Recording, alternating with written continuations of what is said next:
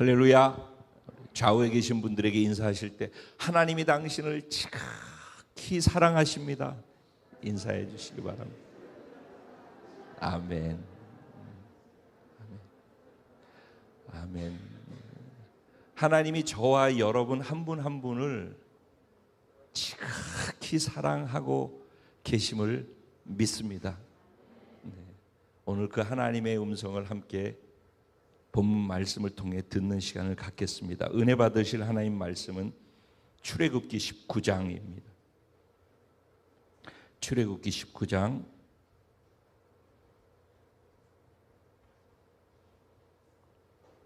1절부터 6절까지 말씀이 되겠습니다. 제가 한 절 여러분 한 절 교독하시고 6절 말씀은 한 마음으로 합독하도록 하겠습니다.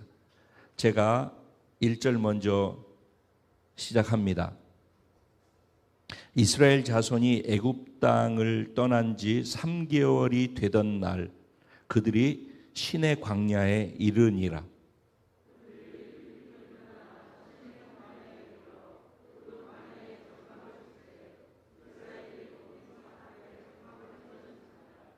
모세가 하나님 앞에 올라가니 여호와께서 산에서 그를 불러 말씀하시되 너는 이같이 야곱의 집에 말하고 이스라엘 자손들에게 말하라.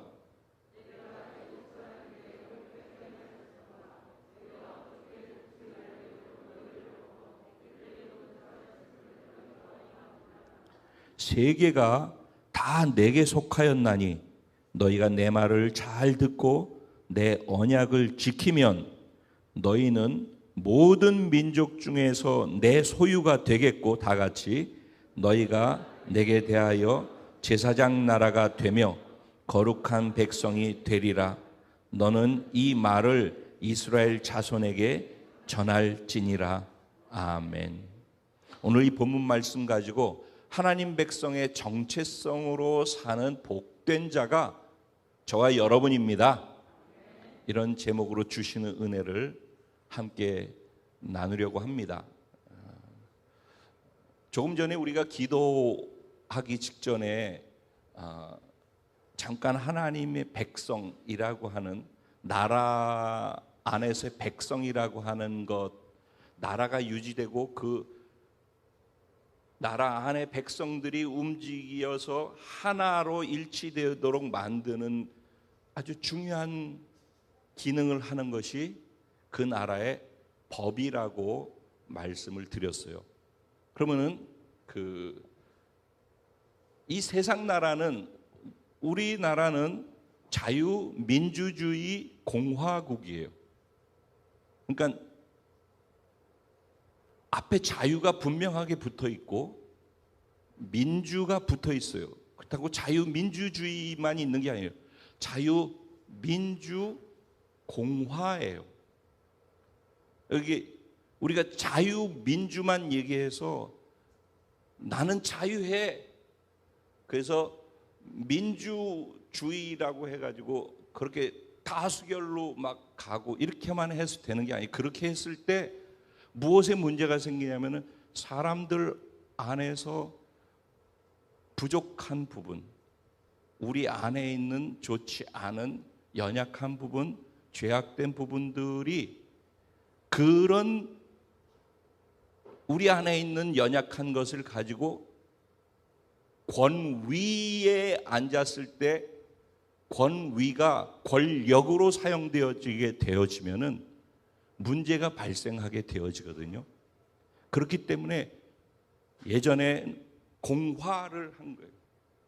그러면 그 안에서 같이 모여서 더 중요한 부분들에 대해서 우리가 바르게 가고 있는지 아닌지를 조율하는 그런 게, 그게 자유민주공화국이라고 헌법에 명시되어 있는 우리나라의 정체성이에요. 그러면 이거는 자유민주공화국이기 때문에 이렇게 하는 거예요. 그러면은 하나님의 나라라고 할 때에는 하나님의 나라는 뭐예요? 왕국이라고 해요. 그 왕이 통치하고 다스린다는 얘기예요. 그 왕이 통치한다라고 할 때 그 나라를 다스리는 법은 무엇이 법이 되어지죠? 왕의 말이 법이 되어지는 거예요. 그러면 우리는 하나님의 나라라고 할 때 하나님의 왕국 안에서 하나님이 통치자가 되시고 하나님이 말씀하시는 그 말씀이 저와 여러분의 삶의 기준이 되어지는 거예요. 하나님의 말씀이 대한민국 헌법과 똑같은 그런 기능이 되어진다는 거예요. 그러니까 이게 기준인 거예요. 그래서 우리는 조국 대한민국에 살면서 대한민국의 헌법을 지키고 법과 질서를 지키면서 살아가야 됨과 동시에 하나님의 나라 백성으로서 하나님 나라의 법인 하나님의 말씀을 기준 두고 살아가는 그런 이중 시민권을 갖고 살아가는 존재들이 저와 여러분 구원받은 자들인 줄로 믿습니다.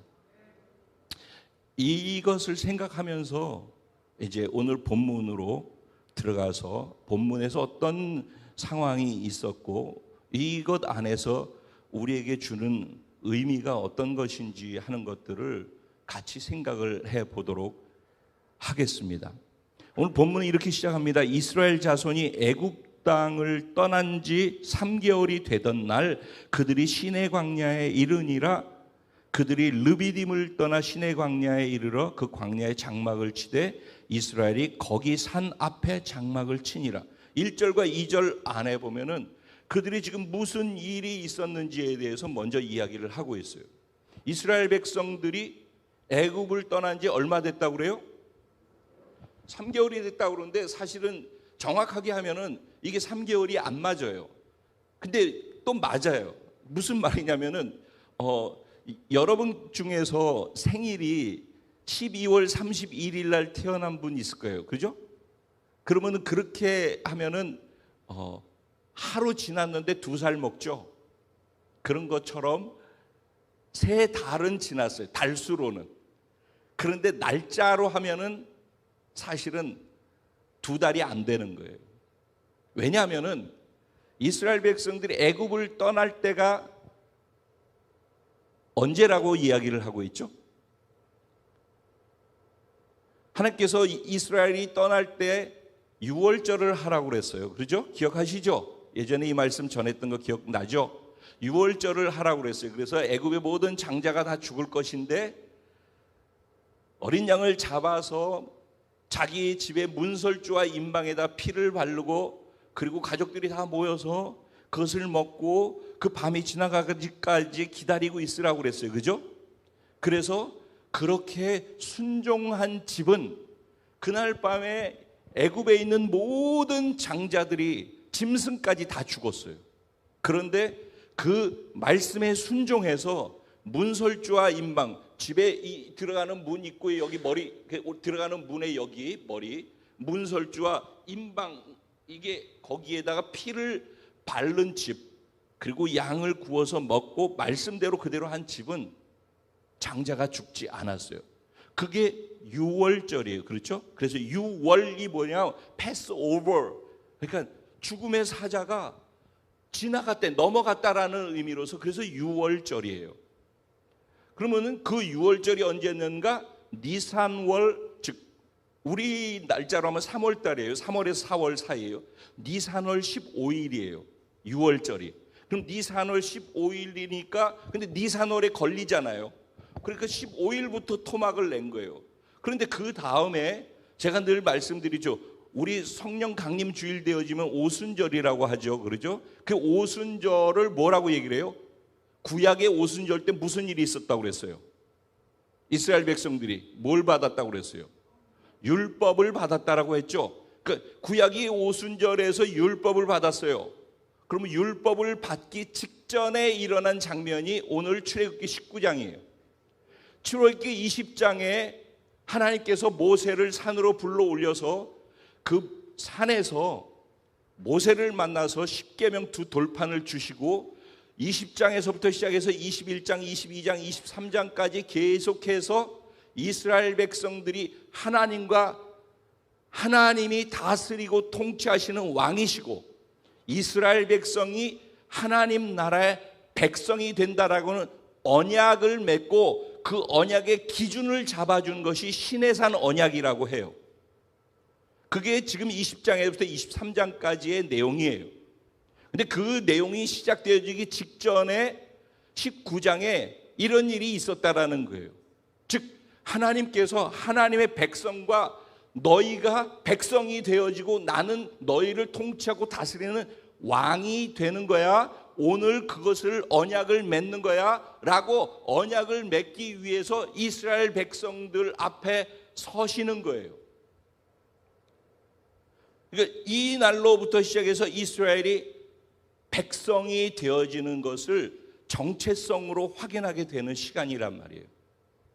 그러니까 오늘 말씀을 들으면서 영적인 시내산, 이스라엘 백성들이 하나님과 언약 백성으로서의 시내산 언약을 맺었던 것처럼 오늘 우리가 하나님의 자녀의 정체성을 넘어서서 우리 공동체 자체로 통으로 저와 여러분은 하나님의 백성입니다 라고 하는 시내산 언약의 의미를 이해하고 백성으로서의 삶이 시작되어지는 그런 은혜와 복이 열리는 시간 되기를 주님의 이름으로 축복드립니다.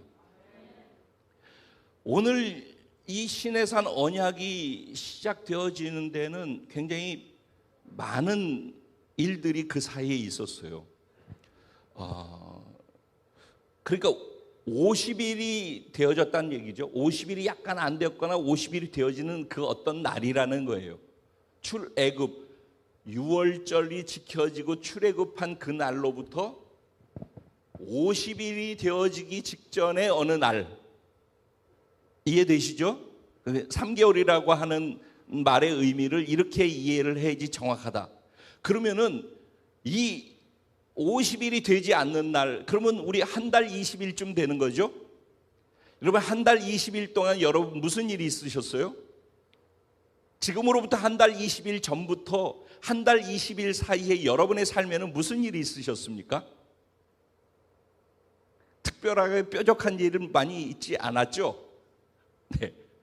그런데 만약에 한 달 20일 안에 정말 많은 우여곡절이 있고 그 우여곡절 끝에 그냥 죽음의 끝자락에 갔다가 또 살아나고 또 하나님이 베푸시는 기적을 경험하고 전쟁을 치르고 전쟁에서 이기기도 하고 막 이런 어마어마한 일들이 삶 속에 거대한 소용돌이 속에 있었다가 오늘을 맞았다라고 할 때 한 달 반 정도의 지나간 시간을 생각하면은 여러분들의 지금 이 자리에서 그것을 뒤를 돌아보고서 느끼는 느낌들을 어떻게 받아들일 수 있을까요? 지금 그런 상태라는 거예요. 자, 그러면 50일 사이에 무슨 일이 있었어요? 이스라엘 백성들은 아까 말씀드린 것처럼 출애굽하기 직전에 이스라엘 백성들은 여기에서 10가지 재앙을 경험하게 되어집니다. 그건 애굽의 바로 왕이 끝까지 고집을 부리니까, 이건 우리 개인의 삶도 끝까지 고집을 부리면은 결국은 재앙이 와요. 시련과 고난이 오는 것입니다. 그런데 그 재앙, 시련과 고난은 순종하고 가는 사람들한테는 기적인 거예요, 다. 그래서 어쨌든 9번의 재앙과 기적을 경험해요. 그리고 난 다음에 10번째 재앙이 유월절을 맞는 거예요. 장자가 죽는. 그래서 장자들이 다 죽는데 하나님 말씀대로 순종한 사람들은 죽음의 사자가 넘어가서 살아나는 기적을 경험하는 거죠. 그러니까 그것도 어마어마한 기적이죠. 그리고 난 다음에 이들이 놀라서 이제 그들이 두렵고 그런 가운데 이들을 그냥 풀어줘서 야, 너희 나가가지고 너희 하나님을 예배해. 다 풀어줄게. 그리고 자기네 집에 있는 금은 보화까지 노예로 있었던 그들한테 다 주고, 그래서 애굽에서 430년 동안 노예로 살았던 사람들이 그 일이 있고 난 이후에 주인들한테 금은 보화를 받아가지고선 출애굽한 거예요. 그게 구원 사건이에요. 출애굽해가지고 나오다가 이 사람들이 보내고 난 다음에 갑자기 생각이 바뀌었어요. 야, 가서 다시 다 잡아오자. 저 노예들, 저 많은 인원들을 다 보낸다라는 것은 우리나라에 큰 손실이니까 다시 잡아와야 되겠다. 그래서 본전이 생각이 났어요. 그래서 막 애국 군대를 이끌고 잡으러 왔어요. 그때가 홍해 사건인 거예요. 그래서 홍해가 갈라지면서 그들이 홍해를 건넜죠. 그리고 쫓아왔던 애국 군대가 그 자리에서 자신들이 보는 앞에서 수장되어져서 몰살해 버렸어요. 이것도 어마어마한 기적이겠죠? 이거를 구원 사건이라고 그래요. 영적으로는 우리가 출애굽했다. 그래서 홍해를 가르고 예수를 믿고 구원받게 됐다. 이 말하고 같은 말로 생각하는 거예요. 그러면 그 사이에 50일 사이에 지금 이런 어마어마한 기적이 벌써 몇 번 있었죠? 위험한 일이 있었고 그 사이에 그것이 기적이 되어졌어요. 그리고 홍해를 건너자마자 이들이 그냥 흥분하는 거죠. 이 어마어마한 기적이 일어나서 바다가 갈라지고 그 사이를 마른 땅처럼 건넜는데 그것도 한두 명이 건넌 게 250만 명이 건널 정도로 쫙 갈라져가지고 250만 명이 그 바다를 건넜다고 생각해 보세요. 얼마나 장엄하고 장관이었을까. 그렇게 건넜는데 건너고 난 다음에 딱 다치면서 이들이 다 죽은 걸 보고서 야, 우리의 하나님은 진짜 놀라우셔. 하나님을 높이고 찬양하는데 그 기쁨이 견딜 수 없어가지고 다 춤을 추면서 꽹과를 치고 소고를 치고 그 기쁨이 난리가 났어요. 그들이. 그러니까 파티가 열린 거예요. 그래서 그 어마어마한 기적 이후에 정확하게 딱 3일 있다가 물이 없는 거죠. 애굽에는 물은 있었잖아요. 먹을 것도 보장돼 있었잖아요. 몸이 힘들고 고생을 하고 노예로 살아서 그렇지. 그런데 광야로 나오고 나니까 물이 없고 가지고 온 먹을 건 조금 남아 있지만은 물이 없으니까 견딜 수가 없죠.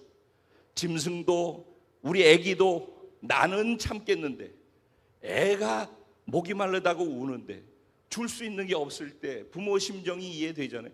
그런 가운데 물을 발견했어요.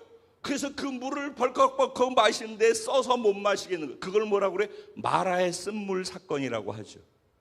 그래서 그것 때문에 불평하고 원망하고 우리를 여기 와서 물을 마시지 못해가지고서 여기서 죽게 하려고 애굽에서 나오게 했냐? 사흘 전에 아니 그 전에 경험했던 기적들은 다 어디로 간 거예요. 그건 나하고 지금 내가 목마른데 물이 없는 것만 보이지 그 사이에 무슨 일이 있었고 하나님이 얼마나 위대하시고 하나님이 어떻게 그 일들을 행하셨는지에 대해서는 다 잊어버린 거예요. 그래서 내 앞에 지금 물 없고 목마른 것 이게 내 인생의 전부가 되는 거예요. 그래서 그들이 하나님을 원망하고 다시 애굽으로 돌아가자 그러고만 난리가 났죠. 그랬을 때 모세는 무릎을 꿇고 하나님께 기도했어요. 그랬더니 하나님이 나무 조각을 거기다 던지라고 그래서 던졌더니 쓴 물이 달게 되어져서 다 마시는 물이 되어졌더라. 이게 마라 사건 아니겠어요? 그렇죠? 그리고 그 마라 사건이 있고 난 다음에 그들을 당황스럽고 창피하게 만든 사건이 뭐예요? 잠깐 가다 보니까 바로 옆에 뭐가 있었어요? 엘림이 있었어요. 어마어마한 큰 오아시스죠. 그러면 몇 발자국만 더 갔으면은 엘림이 있는데 그거를 못 참고 내 인생에도 똑같은 것이죠. 하나님께서 몇 발자국 더 가면 엘림을 준비해 놓으셨는데 그거를 못 참고 결국은 그렇게 하나님 앞에서 범죄하는 말을 해댄 것이죠. 그리고 난 다음에 엘림에서 있다가 하나님께서 근데 지금 이 움직이는 움직임은 이들이 움직이고 싶은 대로 가는 거예요? 아니면 하나님이 인도하시는 대로 가는 거예요? 하나님이 인도하시는 대로 가는 거예요. 그래서 하나님이 또 다음으로 어디로?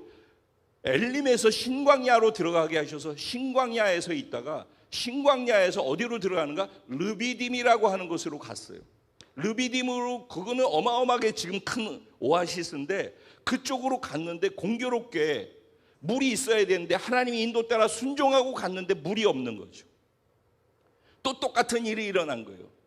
물 때문에 문제가 있었고 그런데 오아시스를 잠시 후에 발견했던 것처럼, 그런데 그때 물 없다고 불평 원망했었던 것처럼 또 똑같이 그 일들을 다 경험하고서도 또 물 없으니까 앞에 무슨 일이 있었는지는 생각을 하나도 안 해요. 지금 내 눈앞에 무슨 일이 있는가밖에 생각이 안 나는 거예요. 그래서 이 일 때문에 또 사람들이 난리가 났어요. 그래서 또 돌아가자, 모세를 쳐서 죽여버리고 우리 돌아가자, 별별 얘기가 다 나오는 거 있죠. 그래서 참 기가 막힌 얘기. 자, 그런데 모세가 또 기도했어요.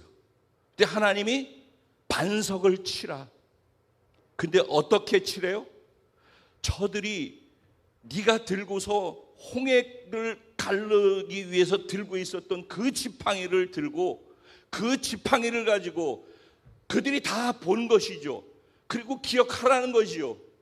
홍해가 갈라질 때 어떻게 갈라져? 너희 힘으로, 너희 능력으로 너희의 문제를 스스로 해결해서 넘어온 게 아니지 않느냐. 내가 마른 막대기 같은 지팡이 하나를 가지고 내가 너희를 여기까지 인도하지 않았냐. 그 지팡이를 들고 반석을 친 거죠. 그때 반석이 깨졌어요. 완악하고 돌 같은 굳은 마음이 깨지면서 거기서 물이 터져 나온 것이죠. 그래서 르비딤에서 그들이 물을 마실 수 있게 되어졌어요. 그래서 거기에 뭐라고 얘기해요? 르비딤에서 그런 일이 있었기 때문에 그곳 이름을 마사요 무리바라 하였더라 그랬어요. 마사는 그들이 서로 다투었더라라는 말이고, 무리바라는 것은 뭐냐면은 여기에, 물이 없는 여기에 하나님이 계신가 안 계신가 하였더라 그랬어요. 기가 막힌 얘기죠. 그럼 그 앞에서 경험한 하나님은 다 뭐예요? 근데 하나님이 계신가 안 계신가 하였다. 그게 르비딤이에요. 그 일이 있고 난 다음에 르비딤에서 무슨 일이 있었어요? 그들이 연약해져 있고 하나님에 대해서 불신하고 계신지 안 계신지 그러는 사이에 뭐가 오죠? 항상 아말렉이 쳐들어오는 거죠. 그래서 아말렉과의 전쟁이 벌어지게 된 거잖아요. 다 말씀이 한 번씩 다 전해졌던 걸 기억하시죠? 아말렉과의 전쟁이 터졌어요. 그런데 그 전쟁에서 당연히 패배할 수밖에 없는 상황에서 모세가 산으로 올라가서 손을 들면은 이기고 손을 내리면 지니까 아론과 훌이 옆에 돌을 쌓아놓고 그들이 거기에 앉아가지고 모세도 앉히고 손을 들고 잡아줘서 결국은 손이 해가 질 때까지 내려오지 않음을 통해서 전쟁에서 그들이 이기게 되었더라. 이거 지난번에도 말씀 다 들어서 기억하시는 것이죠. 거기까지가 르비딤이에요. 그 르비딤을 떠나 3개월 만에 시내 광야에 도착했더라라고 할 때 지금 일어났던 이 어마어마한 수많은 일들이 지나가고 그 많은 시련과 시험, 믿음의 시험, 그 속에서 그들의 드러난 연약함, 그 가운데에서 그 연약함과 상관없이 은혜로 그들 가운데 계속해서 기적과 능력으로 베풀어 주시는 하나님, 그 하나님의 사랑과 인내하심과 자비하심과 그분의 그 능력을 지금 50일 사이에 그들이 경험하는 거예요. 참, 그러니까 저나 우리 인간들은 참 연약해요. 그렇죠? 그래서 앞에 내 인생 속에 하나님이 그런 기적을 주셨던 것이 살면서, 사실 신앙생활하면서 다 있거든요. 근데 그것은 중요하지 않아요. 늘 내 앞에 지금 일어난 일이 그게 중요하고 그게 전부예요. 그래서 앞에 행하신 하나님께서 어떤 하나님이신지를 붙잡고 사는 게 신앙생활이 돼야 돼요. 근데 그거는 안 보이고 지금껏 보고선 이것만 갖고서 거기에 반응하니까 앞에 행하신 하나님을 다 무시하는 게 되죠. 그 믿음이 없는 것이죠. 이런 상황 속에서 이게 어린아이 신앙, 이게 하나님의 자녀들이 하는 방식이에요. 그래서 이 자녀의 정체성의 방식으로는 잘하지 않아요. 이게 신앙생활의 패턴이 돼서 살아가는 사람들은 이 범위를 벗어나지 못해요. 그리고 이 범위를 벗어나지 않아가는 오늘 같은 이런 말씀을 들으면 부담 빡 돼가지고 그것으로부터 벗어나고 싶어요. 피하려고 해요. 근데 성숙이 복이라니까. 그게 영적인 세계에서 하나님의 나라에서 그게 복인데 그것이 복이라는 생각 자체가 없기 때문에 그래요. 왜? 이 세상 가치에 물들어져 있기 때문에 하나님의 영으로서 주시는 그것이 복이라는 생각을 못하고 샘을 때 여전히 세계관이 세상 세계관을 가지고 영적인 것을 하고 저울질을 한단 말이에요. 어떤 게 더 커 보이는가 할 때 당연히 세상 게 더 커 보이죠. 그러니까 물 하나가 아무리 어마어마한 기적이 있어도 그건 옛날에 있어도 지금 당장 내가 물이 없어서 목이 마른 거 이게 전부인 거예요. 이게 제일 큰 거예요. 그러니까 앞에서 엄청 좀 전까지 설명했던 그런 일이 내 삶에 있었어도 그것은 그렇게 크게 중요하지 않아요. 그러니까 자녀가 되어지면은 여러분들도 부모이시고 자녀를 키우고 장성한 자녀도 키워봤고 그렇지만은 자녀들이 철이 안 들고 자녀로만 있을 때 부모 마음이 어떻습니까? 이 정도 되면은 자기 스스로 자립해서 자기가 뭘 해야지라는 그런 마음도 부모한테 또 기대도 있지 않습니까? 나한테 뭘 해주라는 것이 아니라 스스로 자립해서 잘 서서 가는 것을 보는 것이 부모 안에는 큰 힘이 되어지는 거거든요. 그거를 기대하는데 자녀들은 그냥 당연히 해줘야 되고 여태까지 해줬는데 그거 안 해주면 섭섭이 들어가고 그게 부모와 자녀의 관계예요. 물론 사랑은 내리사랑이에요. 그렇지만은 그렇게 하면서 철이 들어가게 되어지면 그걸 성숙된다라고 그러죠. 그러면은 스스로 부모의 상황도 이해하고 부모의 마음 어려운 것도 헤아리고 그래서 내가 그런 부모를 위해서 어떻게 해야 되지라고 하는 고민도 하게 되어지고 그래서 자기 스스로 자립하고 조금이라도 부모에게 뭘 도움을 줄 수 있는 게 있을까를 고민한 그걸 이제 하다 보면 그게 효도라는 단어가 되어지는 거거든요. 근데 그거는 성숙돼야지 되는 거란 말이죠. 근데 자녀로만 있는 거예요. 자녀로만. 그리고 자녀를 넘어가는 게 요구되어지면 부담만 되어지고 신앙생활이 10년이 지나고 20년이 지나고 30년이 지나도 자녀로만 있는 것이죠. 이제 부모가 뭘 원하는지 내가 함께 무엇을 해서 가문을 일으킬 것인지 나는 무엇 때문에 왜 사는지에 대해서 진지하게 생각해 볼 수 있는 그런 생각을 할 수 있는 시점에 들어갔다라는 얘기는 철이 들어간다는 얘기죠. 하나님은 우리 공동체를 25년 차 되어져 가고 있는 이 공동체를 철든 공동체, 성숙된 공동체로 하나님의 백성을 넘어 군사가 돼서 군대로 움직일 수 있도록. 근데 그것이 단지 그것이 아니라 그분을 신랑을 뜨겁게 사랑하기 때문에 전부를 다 들여서 그분을 위해서 내가 무엇을 한다라는 말조차도 무색해지게. 사랑에 빠지면 내가 너한테 그래도 이것도 해주고 이것도 해주고 이것도 주고 그랬는데 진짜 사랑하는 사람은 그런 계산이 없어요. 그 생각도 들지를 않아요. 내가 너한테 그래도 이렇게 했는데 그런 생각이 있다는 얘기는 사랑과는 떨어져 가지고 의지적으로 노력했다라는 것이겠죠.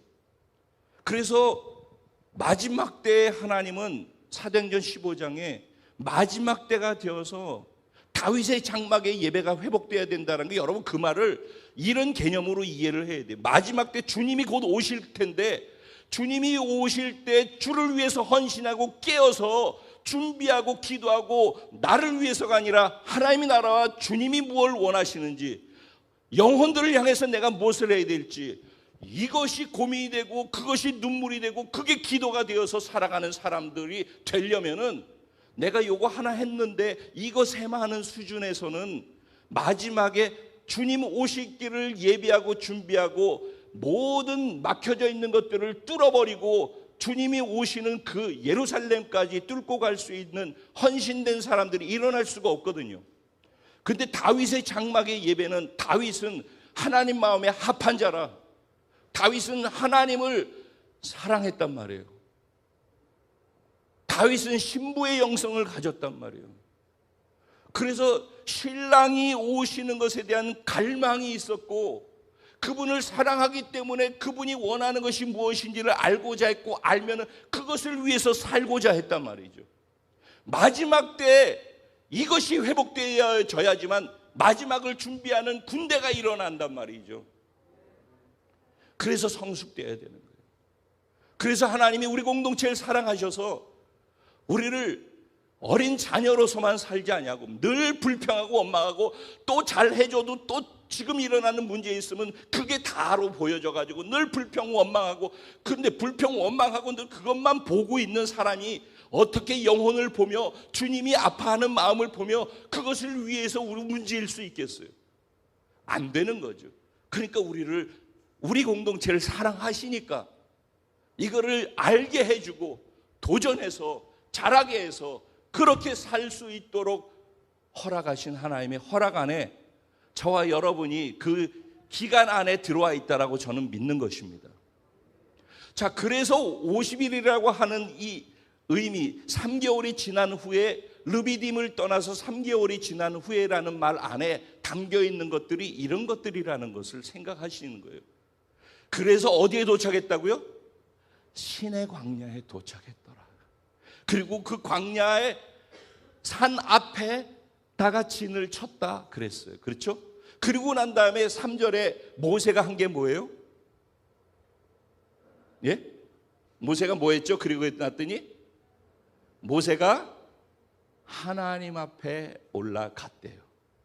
자, 이 말이 엄청 깊은 말이에요. 모세가 왜 지금 하나님 앞에 올라갔다라 할 때 여호와의 산에서 그를 불러 말씀하시되 그랬잖아요. 그럼 이 산이 무슨 산이에요? 신의 산이라고 우리가 얘기를 하죠. 신의 산은 2291m예요. 우리 백두산이 2744m인가 그래요.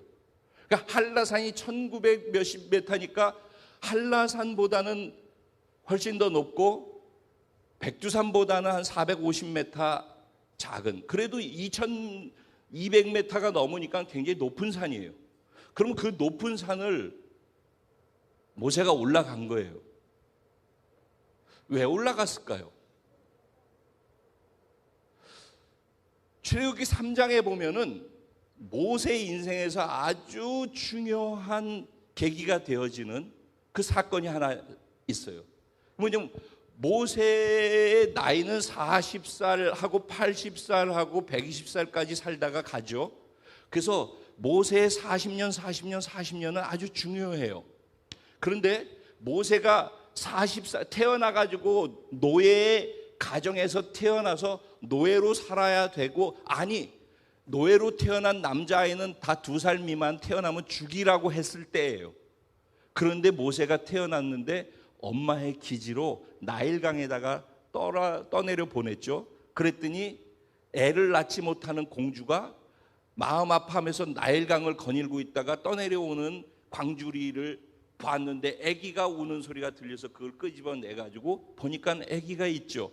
그래서 그 아기를 자기의 양자로 삼아서 그 아기를 통해서 위로를 받으면서 아기를 키우죠. 그게 모세예요.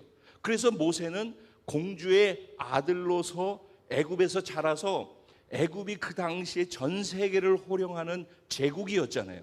제국의 왕자가 되어진 거예요. 그래서 그 나이 40대였을 때 계승할 수 있는 그런 자리까지 모세는 올라가 있었어요. 그러니까 그가 할 수 있는 건 애굽의 모든 문물과 학습과 그다음에 무술과 모든 것을 다 습득해 최고의 인재로 준비되어져 있어요. 근데 그가 어머니의 젖을 먹으면서 하나님의 말씀을 들으면서 자라서 나는 본래 하나님의 사람이다, 히브리 사람이라는 걸 들어서 알고서 살다가 40살에 히브리 사람을 노예로 채찍질하고 고통 주는 것을 보고 그가 흥분해가지고 그 사람을 쳐서 죽여버리죠. 그리고 난 다음에 자기가 자기 백성을 구원하고 자기 백성을 위해서 하고자 했던 그 열정과 준비되어진 모든 것이 살인죄를 짓고서 광야로 도망가는 것으로 결정이 나는 거죠. 내가 할 수 있다고 생각하는 모든 것 가지고서는 죽이는 것밖에 결과가 나오지 않는다라는 것을 알아야 돼요. 그래서 하나님은 어차피 구원해서 쓰실 사람이라면은 그때부터 아무것도 할 수 없는 존재라는 것을 알게 되기까지 40년을 광야에다 두시는 거예요. 그래서 그가 광야에서 40년을 보내는 동안에 80세 노인이 되어졌어요.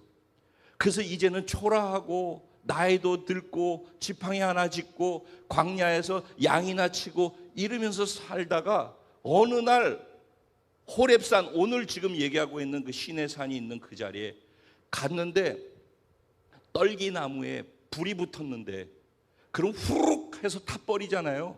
덤불이니까. 그런데 불이 꺼지지가 않는 거죠. 계속해서 그 불이 붙어 있는 거예요, 그 덤불 속에. 그런데 하나님의 음성이 들리는 거죠. 모세야, 모세야. 40년 동안 광야에서 나는 아무것도 할 수 없는 존재라고 생각하고 살았던 모세에게 하나님이 찾아오셨어요. 꺼지지 않는 불로. 그래서 하나님이 꺼지지 않는 불이라는 것을 그에게 보여주시고 증명하심 속에서 그가 말씀하는 거예요.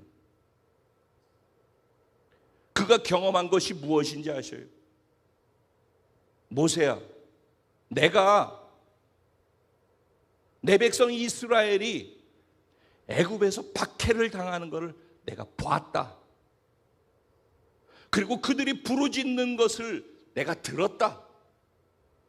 그리고 그들이 근심하고 있는 것을 내가 그래서 안다. 그래서 내가 내려가서 그들을 젖과 꿀이 흐르는 가나안 땅으로 이제 데려가려고 한다. 무슨 얘기예요?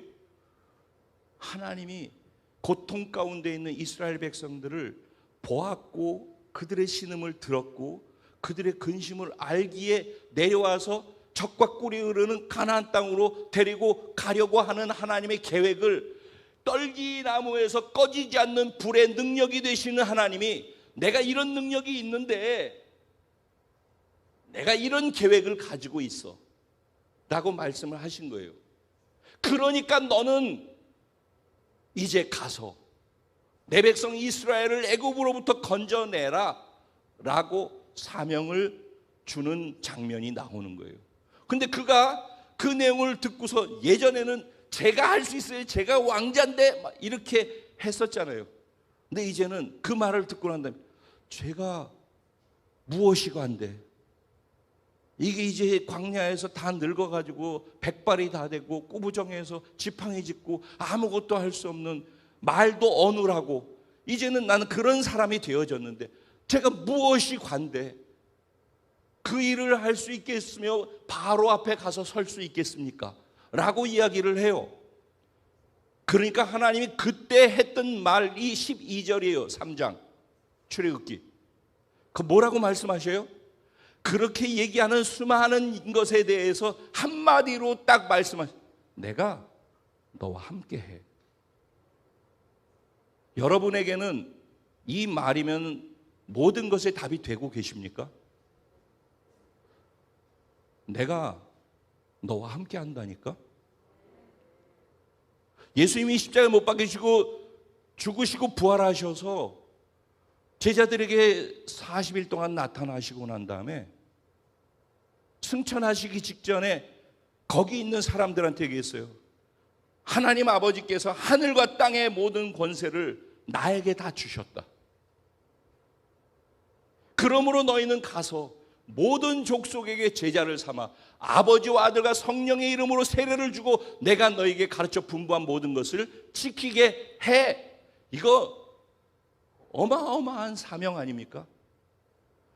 지금 하라는 것도 못하고 할 수 있다라고 그랬다가 그것도 못하고 결국 예수님 배신하고 두려워서 숨어가지고 죽을까봐 잡힐까봐 그러고 있는, 떨고 있는 제자들을 향하여서, 진짜 찌질이 못난 그 제자들을 향하여서 모든 족속으로 제자를 삼으라고, 이런 온 세계를 다 보면서 그들을 제자 삼으라는 그런 말을 하신단 말이죠. 모세에게도 똑같이 그런 사명을 주셨잖아요. 내 백성을 구원해 바로 왕 앞에 가서 서 그랬다고요. 그게 사명이었어요. 마찬가지로 예수님께서 찌질이 못나니 아무것도 할 수 없는 제자들을 향하여서 온 세계를 다니면서 모든 자들에게 내 제자가 되도록 만들어 라고 하면서 무슨 얘기 딱 하나 해요? 세상 끝날까지 내가 너희와 항상 함께 있을 거야. 할렐루야. 여러분, 임마누엘이라고 하는 그 말의 의미가 막연하면 안 돼요. 하나님이 나와 함께 하신다라는 그것 안에 내가 모든 것에 대해서 자유할 수 있어야지 돼요. 그러려면 하나님이 어떤 분인지 알아야 돼. 그러니까 하나님은 그 말을 하시기 전에 기적을 먼저 보이시는 거예요. 그러니까 내가 경험했던 크고 작은 기적이나 살아오면서 겪었던 하나님을 받은 은혜나 뭐 이런 병 고침이나 뭐 문제 해결이나 기도 응답이나 그걸로 퉁치기로 넘기면 안 돼요. 그것을 내 앞에다 두고 기억해야 돼요. 모세는 내가 너와 함께 한다라는 것과 함께 그 다음 말씀이 뭐예요? 애굽에서 그들을 이끌어낸 이후에 바로 이 산에서 그들이 나를 섬기리라고 그랬어요. 모세는 그 말을 듣고 난 다음에 늘 그 말씀을 기억해요. 이게 오늘 우리가 배워야 될 거예요. 하나님으로부터 들은 말씀에 집중할 줄 알아야 돼요. 하나님이 하신 말씀을 귀 기울여서 들으라고 마음판에 새기라고 지난주 말씀 들었잖아요. 모세는 하나님이 그날 호렙산에서 출애굽기 3장에서 말씀하신 그 말씀, 내가 너와 함께 한다니까? 난 아무것도 못하고 할 수 없고 이렇게밖에 안 되는 존재. 그래, 그런데 내가 너와 함께 한다니까? 내가 함께 한다라고 하는 그 하나님이 어떤 하나님인지를 알아야지 두려움이 없죠. 근데 그 하나님이 어떤 하나님인지 몰라. 그리고 알아도 머리로만 알지 그 하나님이 어떤 하나님이라고 믿어지지 않아. 그런데 그 하나님이 나와 함께 한다는 게 나한테 무슨 영향을 미칠 수 있겠습니까? 신앙이라고 하는 것은 내가 하나님을 믿는 거란 말이죠. 그 하나님이 나와 함께 한다라고 할 때 하나님이 어떤 하나님인지를 알아야지. 그리고 믿고 그 하나님을 붙잡고 살아야죠. 그런데 그 말과 함께 그때 애굽에서 내 백성을 이끌어내면 바로 이 산에서 그들이 나를 섬기리라고. 이게 바로 이스라엘 백성들이 자녀에서 백성이 되어지는 신의 산 언약을 주기 위해서 하나님이 선언해 놓으신 하나님이 그 안에 담아 놓은 하나님의 마음이란 말이에요. 모세는 그걸 계속 기억하고 있었어요. 그리고 그들이 바로 그 산에 도착했을 때 모세는 생각했어요. 하나님이 이 산에서 이 백성이 하나님을 섬기게 될 거라고 그랬지. 그래서 모세는 하나님을 만나기 위해 이제 여기 왔으니 하나님께서 섬기게 하기 위해서 무엇을 말씀하실지 알아야 되기 때문에 그래서 그 산으로 올라간 거예요. 그러니까 이런 의미들이 그냥 우리가 쭉 읽고 넘어가야 될 내용 안에 이런 의미들이 깊은 것들이 있다라는 거예요. 그래서 그가 올라갔을 때 하나님께서 모세에게 말씀하셔요. 뭐라고 그래요? 너는 이같이 야곱의 집에 말하고 이스라엘의 자손에게 말하라. 여기서 말하고 말하라라고 하는 말을 히브리어 원어로 아마르라는 말이에요. 그리고 아마르란 말은 강한 명령어예요. 내 백성 이스라엘에게 너 가서 내가 명령하니까 그들에게 꼭 이 말을 전해. 그래서 결국은 그가 맨 마지막에 뭐래요? 이 말을 어떻게 했대요? 이스라엘 자손에게 전할지니라 그랬더니 7절 8절 9절에 보면은 모세가 이스라엘 장로들과 백성들을 다 불러 모아놓고 그들에게 하나님으로부터 들은 그 말씀을 다 전하니라 그랬어요. 그랬더니 백성들이 그 말을 다 듣고 난 다음에 우리가 하나님이 명령하신 그 말씀을 그대로 행하겠나이다. 이게 바로 신의 산 언약이에요. 그래서 그 언약 안에서 이스라엘 백성들은 사는 거예요. 그런데 하나님이 그 언약을 맺으면서 뭐라고 언약을 맺었느냐? 그게 이런 얘기를 하는 거예요. 내가 애굽 사람에게 어떻게 행하였음과 내가 어떻게 독수리 날개로 너희를 업어 내게로 인도하였음을 너희가 어떻게 했대요? 보았느니라. 경험했다라는 거예요. 그들이 여기에서부터 애굽 사람들이 어떻게 10가지 재앙을 받았고 그들이 불순종함을 통해서 어떻게 고통 속에 있었고 그리고 홍해를 건너오면서 그들이 또 자기의 생각대로 반응함을 통해서 어떻게 홍해에서 몰살당했는지 그들이 다 보았다는 거예요. 그 하나님을. 하나님은 말씀하신 대로 하시고 말씀에 위배되는 대로 반응하면 하나님이 어떻게 심판하시는지를 그들이 애굽을 보면서 다 봤다는 거예요. 그리고 하나님을 믿는 하나님의 백성들에게는 하나님이 어떻게 그들을 선대하시면서 이끌어 가시는지를 너희가 다 봤고 경험했다라는 거예요. 그러면 그 50일 동안 하나님께서 어떻게 그들을 이끌어 오셨는지 제가 조금 아까 쭉 다 설명한 내용이에요. 그 경험 속에서 우리들은 이런 생각을 해요. 하나님은 우리를 성숙시키기 위해서 믿음이 중요하거든요. 결국은 신앙생활은 믿음으로 하는 거기 때문에 하나님을 믿는 믿음이 자라가야 돼요. 그래야지 하나님이 나와 함께 하신다라고 할 때 하나님이 어떤 하나님인지를 알고 믿을 수 있어야지만은 어떤 상황도 넘어갈 수 있거든요. 그런데 조금만 하면 어린아이처럼 좋아했다가 조금만 하면은 문제 생기면 금세 떨어져 가지고서 그것 때문에 또 막 어렵다고 그랬다가 이것으로 되어지면은 어떻게 그들을 훈련시켜서 하나님의 군대로서 가나안을 정복하는 사명을 감당케 할 수 있겠어요? 그러니까는 하나님은 기적을 보여주시면서 계속해서 그들에게 시험도 주시는 거예요. 그래서 쓴물도 주셨다가 물이 없게도 하셨다가 전쟁을 겪게도 하셨다가 그러면서 달콤한 엘림에도 있게 하셨다가 전쟁에서 이기기도 하셨다가 쓴물이 단물로 바뀌어지는 것도 경험케 하셨다가 그 모든 것을 통해서 시험만 주시지 않고 시험을 이기게 하심을 통해서 하나님이 기적적으로 어떻게 하시는지를 보고 듣고 경험하게 하셨다. 그게 뭐냐? 독수리가 날개로 업어가지고 그들을 인도했다라는 얘기에 담겨 있는 거예요. 독수리 얘기도 지난번에 했죠. 독수리는 애기 새끼를 키울 때 어떻게 한다고요? 둥지 안에 뒀다가 그가 날 수 있을 정도 되어지면은 개를 데리고 나와서 하늘에다 던져버린다고 그러잖아요. 그러면은 살겠다고 막 그러면서 왜 나를 이렇게 만드냐고 투덜대면서 그러면은 떨어질 때까지 뒀다가 또 탁 받아가지고 또 올리고 그걸 반복해서 결국은 그가 스스로 날 수 있도록 하는 시간 과정을 계속해서 요구하죠. 그게 50일 동안에 백성으로서의 언약을 맺는 것으로 가기 전까지 그들을 훈련시키고 그들이 시련과 믿음의 시험을 통해서 어떻게 이겨나가고 그들이 감당할 수 없는 걸 하나님이 어떻게 개입하셔서 그들 가운데 기적으로서 그들을 이끌어내시는지를 다 맛보아 알게 하신 것이죠. 이 고백이 시편 105편에 나와 있고 시편 146편도 그렇고 성경에 나와 있는 수많은 얘기들은 다 그 내용들을 가지고서 하나님을 찬양하는 내용들로 가득 차 있어요. 어쨌든 하나님은 말씀하시면은 말씀하신 그대로 하시는 분이셔요. 과거에도 그랬던 것처럼 지금도 그 장면 가운데 우리가 들어와 있는 것처럼 앞으로도 하나님의 말씀하신 것은 반드시 그대로 되어질 것이에요. 그 가운데에서 하나님이 어떻게 하나님을 믿지 않는 자들, 사단에 속한 자들을, 불순종하는 자들을 대하고 순종하면서 가는 자들 어떻게 대하는지에 대해서 말씀하시고 난 다음에 선포하시기를 세계가 다 내게 속했대요.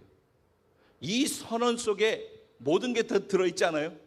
그분이 온 우주 만물을 만드셨잖아요. 그분이 창조주잖아요. 그러니까 그분 거라는 거예요. 다 내 거. 전 세계가 다 내 거야. 내게 속했어. 그러면서 뭐라고 그래요? 너희가 내 말을 잘 듣고 그리고 내 언약을 잘 지켜서 행하면은 그러면 어떻게 된대요? 모든 민족 중에서 내 소유가 되고, 여기서 내 소유라는 내 거라는 거예요. 내 거. 그런데 여기에서 내 소유라고 할 때 쓰여진 히브리 원어 단어가 세굴라라고 하는 단어를 써. 세굴라라는 단어는 특별한 보물이라는 얘기예요. 너희는 내 특별한 보물이야. 여러분 집에 그 쓰레기통 옆에 뭐가 있을까? 여러분이 만약에 다이아몬드 10캐럿짜리가 있으면 그거를 갖다가 늘 그거 신경 쓰겠죠? 그리고 소중하기 때문에 소중한 곳에다 두고 그거를 지키려고 하고 그러겠죠? 내 소유라는 말 안에는 이런 것들이 담겨 있어요. 그러니까 이게 뭐예요? 하나님의 백성이 된 우리들의 정체성이에요. 그게 우리의 신분이란 말이에요. 우리의 스테이터스가 우리의 신분이 어디에 뿌리를 받고 있는가? 내가 구원받아 하나님의 생명 가져서 나는 하나님의 소유된 보배로운 존재야. 그러니까 내 스스로는 아까도 사랑이 없다니까, 내가 사랑하고 싶어도 내가 아무리 봐도 사랑이 없어서 난 사랑이 없어 라고 생각하는데, 하나님 내 안에 하나님의 완벽한 사랑을 이미 있고 라고 말씀하시는 것처럼 나는 보배롭지도 못하고 존귀하지도 못하고 찌질이고 뭐 이렇고 저렇고 또 실수하고 또 넘어지고 또 죄짓고 이것밖에 안 돼. 나는 이것밖에 안 돼. 그런데 하나님 뭐라고 그래요? 그런 너를 십자가에 죽여버리고 네 안에 내 생명을 주었어. 내 생명을 주면서 너를 보배로 만들었어. 그래서 질그릇 속에 보배가 담겨 있다라고 얘기하는 거예요. 그래서 하나님의 말씀을 통해서 나를 봐야 돼요. 그러니까 하나님의 말씀을 기준으로 두지 않으면은 찌질이밖에 없어요. 그런데 찌질이로 계속해서 눈에 보이는 것대로 그렇게 살 것인지, 아니면 하나님이 보배롭다고 하는 것을 믿음으로 받아들이고 나는 보배로운 존재야, 나는 존귀한 자야, 하나님이 나를 최고로 생각하셔, 그래야지 그것을 믿고 자신 없는 내가 당당하게 자부심을 갖고 살아갈 수 있어요. 그래서 이것을 신약에서는 내가 없는 자 같으나 있는 자요, 죽은 자 같으나 산 자요, 미련한 자 같으나 지혜로운 자요, 이 말이 다 그거예요. 내가 볼 때, 다른 사람이 볼 때 나는 그런 존재인지, 하나님의 눈에 볼 때 난 이런 존재라고 그러는 거예요. 그럼 둘 중에 내가 무엇을 인정하고 선택할 것인가? 그것을 뭐라고 해요? 믿음이라고 하는 거예요. 믿음. 그러니까 믿음이 말씀에 걸려서 믿어질 때에만 담대한 신앙생활이 되고, 그분이 말씀하시는 것을 위해서 내 삶을 드릴 수가 있어요. 그래서 이게 첫 번째 말씀하시고, 두 번째 뭐래요? 그러면 너희가 뭐가 된대요? 내 제사장이 된대요. 제사장이. 이건 뭐예요? 사명인 거예요. 그런 신분을, 너희가 전혀 그런 존재가 아닌데 그런 신분을 주었단 말이에요. 그 신분이 주어진 이유는 무엇 때문에? 내가 너희를 구원한 이유는 무엇 때문에? 단지 구원받고 자녀로만 있는 것이 아니라 너희를 어두운 가운데에서 귀한 빛으로 불러낸 아름다운 그 일을 행하신 그분을 증거하게 하려 함이라. 그래서 구원받아서 구원이 사실이라고 정말 믿는 사람은 그분을 전하는 거예요. 제사장이라는 것은 사명이라는 거예요. 여러분, 제사장이 뭐예요? 제사장은 일단 자기가 하나님으로부터 죄사함을 받은 사람이에요. 그러면 그 다음에 제사장이 하는 일은 뭐예요? 사람들이, 이스라엘 백성들이 죄 짓고 온 것을, 그 죄를 짐승을 잡아서 대신 사해주는 역할을 하는 거예요. 그 제사장은 무슨 역할을 한다고요? 죄사함의 역할을 해요. 그게 제사장이 해야 되는 기능이고 사명이에요. 그러면 오늘날 우리가 다 제사장이라, 왕 같은 제사장이잖아요.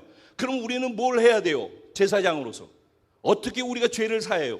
나한테 잘못한 사람 용서해 주는 거, 그걸 넘어서서 당연히 그걸 해야 되고, 그걸 넘어서서 다른 사람들이 예수 믿지 않아서 죄 짓고 있는, 죄인으로 살고 있는 사람들을 예수를 전해서, 복음을 전해서 구원시킴을 통해서 죄를 사해 주는 대제사장의 역할을 해야 되는 거예요.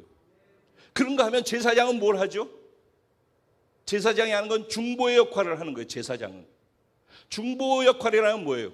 이스라엘 백성들이 시내산에서 모세가 하나님의 율법을 받고 있는 동안에 산 아래에서 뭐 했죠? 기다리다가 지쳐서 금송아지 만들어가지고 우상 숭배했어요.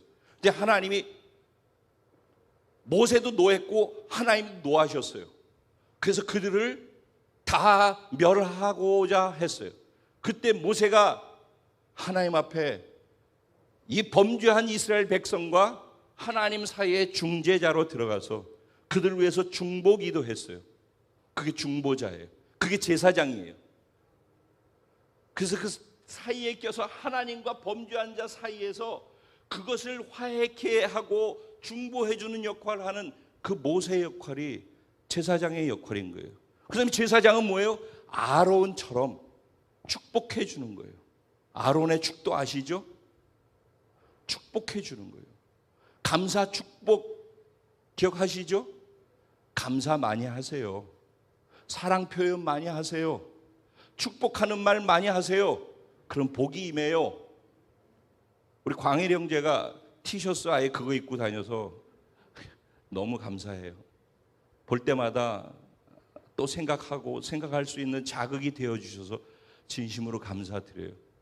근데 그것이 설교가 아니라 그게 내가 복받는 비결이라니까.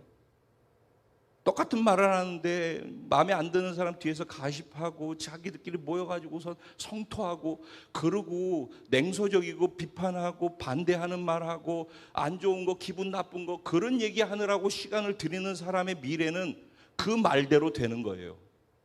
그런데 그 상황 속에서 용서하고 그 사람을 위해서 중보하고 그럴 때 그 시간에 영혼들을 만나서 전도하고 그리고 그렇게 살아가는 것에 대해서 감사하고 그리고 사랑의 표현을 할 수 있고 그리고 축복하는 말을 그 시간에 하고 격려하고 위로하는 말을 하고 그렇게 할 때 건강한 공동체가 되지 않겠습니까?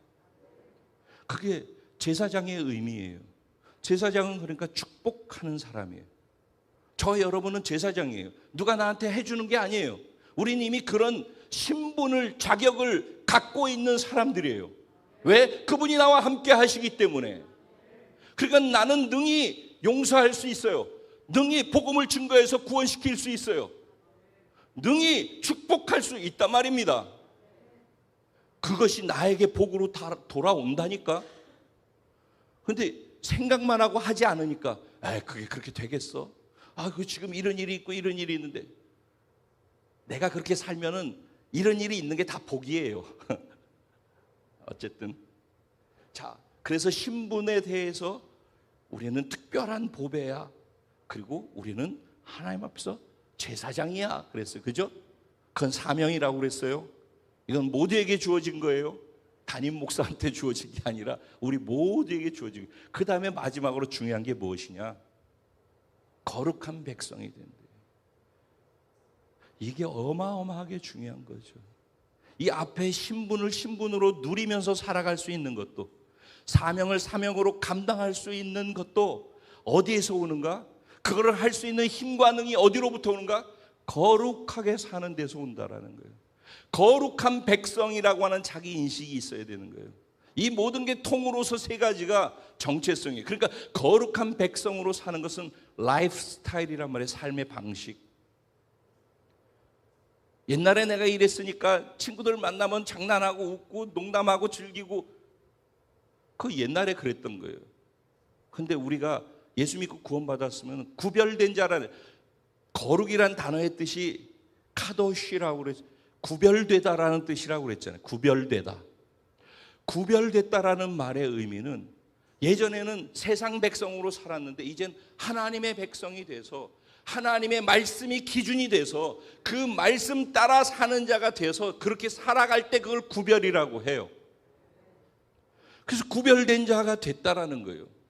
근데 왜 하나님은 구별을 원하시고 거룩을 원하시는가?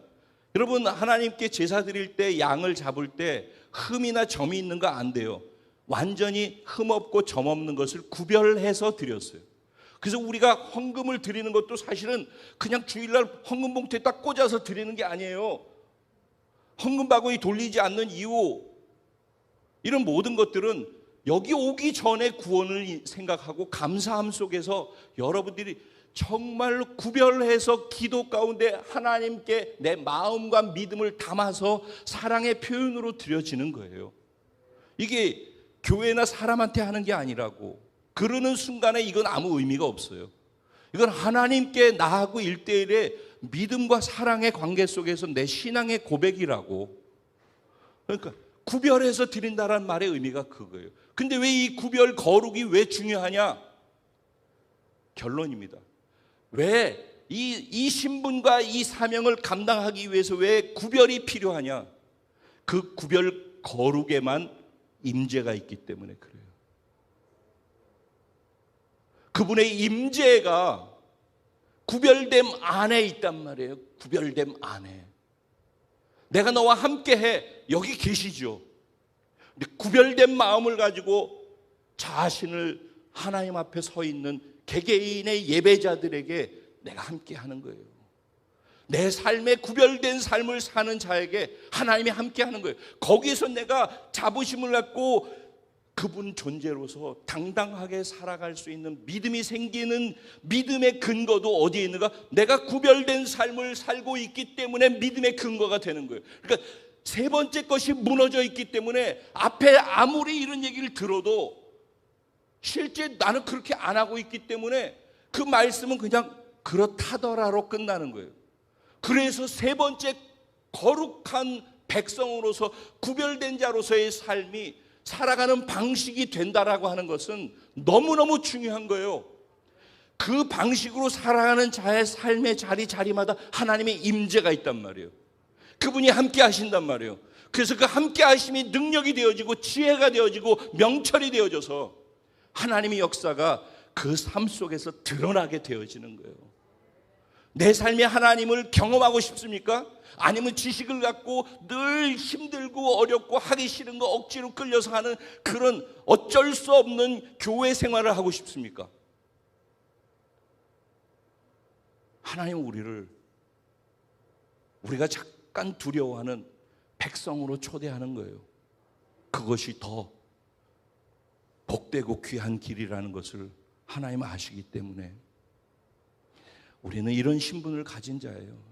존귀하고 보배롭고 거룩하고 의로운 자예요. 특별한 보배라고 그렇게 허락하신 이유는 제사장답게 살라고 사명을 주셔서 그 사명 감당하라고 우리에게 주신 거예요. 이거는 어린아이들은 못해요. 어린아이들한테 하라고도 못하고 이거는 철든 청년들과 어른들이 하는 거예요. 신앙의 나이, 영의 나이는 겉모습하고 다른 거예요. 영이 성숙된다라는 것은 교회를 오래 다닌다고 되어지는 것도 아니고 나이 들었다고 되어지는 것도 아니에요. 정말 영의 성숙을 소중히 여기고 목말라 하면서 지금 얘기한 이런 것들을 삶의 방식으로 살아내려고 할 때 가능해요. 하나님의 말씀, 자 지난주 말씀드렸죠. 이 세 가지는 항상 세트로 간다고. 하나님의 말씀 그리고 성령님의 임재, 그것을 되게 하기 위해서 필요한 게 한 가지가 뭐예요? 기도하는 거예요. 여러분 제가 월요일 수요일 날에는 집에서 여러분들의 이름을 하나하나씩 불러가면서 기도해요. 화요일 목요일 금요일은 교회에 와서 중보기도 하면서 공동체와 함께 기도해요. 근데 늘 기도를 강조하잖아요, 제가. 근데 다들 집에서 난 해라고 해서 하시는지는 모르겠지만은 그렇게 기도해가지고서 성령이 내 삶 속에 작동해서 내 삶에 일어나는 나의 문제를 넘어서서 주님이 주신 사명까지 감당하면서 갈 수 있으려면 무릎을 꿇어야 되는 거예요. 자꾸 나를 부인하고 내 생각 부인하고 내 감정 부인하고 내게 일어나는 주변의 상황들이나 사람들에 대해서 내게 오는 꾸정물들이 다 무릎을 꿇어서 하나님의 말씀을 더 강하게 내게 작동시킬 수 있도록 하는 과정으로 걸러져야지, 그래야지 그 삶을 살 수 있고 하나님이 내 삶 속에 행하실 수가 있어요. 정말 기도하게 되기를 바라요. 오늘 이 말씀이 하나님의 백성으로 업그레이드 되어지는 오늘이 영적 신의 산에서 하나님의 백성이 되어지는 날이 되기를 주님의 이름으로 축복드려요. 그리고 기도함을 통해서 성령의 도우심과 임재로 그분을 구별된 삶을 살아드림을 통해서 우리가 어떤 존재인지와 우리의 사명을 능히 감당하는 모습으로 사람들한테 드러나 하나님께 영광이 되어지고 자신에게는 복이 되어지고 영혼에는 상급이 되어지고 면류관이 되어지는 놀라운 은혜가 저와 여러분 모두에게 있게 되기를 주님의 이름으로 축복합니다. 오늘 말씀 생각하시면서 우리 같이 주님의 이름을 한번 부르고 기도하며 나아가겠습니다. 기도드리겠습니다. 주여